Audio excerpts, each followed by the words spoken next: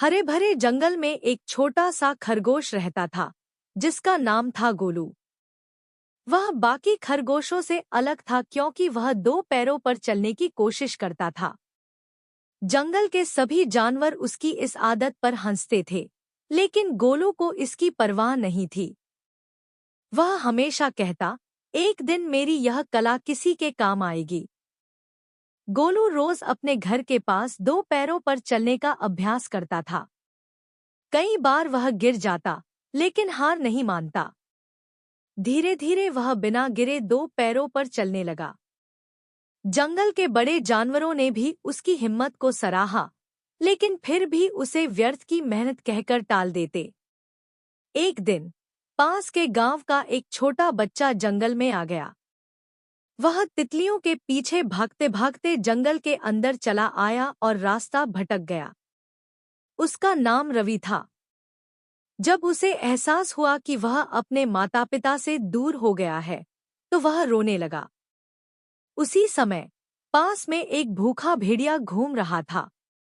उसने जब रवि के रोने की आवाज सुनी, तो वह धीरे धीरे उसकी ओर बढ़ने लगा। रवि डर के मारे एक पेड़ के पास छिपने की कोशिश कर रहा था, लेकिन भेड़िया धीरे धीरे उसके पास पहुंच रहा था। गोलू ने यह सब देखा और तुरंत एक योजना बनाई। अगर वह आम खरगोशों की तरह चार पैरों पर दौड़ता, तो भेड़िया उसे पहचान लेता और पकड़ सकता था। लेकिन अगर वह दो पैरों पर चलता, तो दूर से देखने पर वह इंसान लगेगा। गोलू ने हिम्मत जुटाई और दो पैरों पर चलकर रवि और भेड़िए के बीच आ गया। अब वह दो पैरों पर सीधा खड़ा था, जिससे वह एक छोटे इंसान की तरह लग रहा था।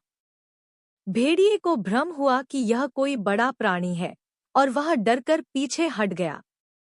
गोलू ने अपनी इस चाल को सफल होते देखा, तो वह जोर जोर से हाथ हिलाने लगा और आवाजें निकालने लगा, हट जाओ, यह मेरा इलाका है। भेड़िया और भी डर गया। उसे लगा कि यह कोई नया और अजीब जानवर है, जो शायद खतरनाक हो सकता है। वह डरकर वहां से भाग गया।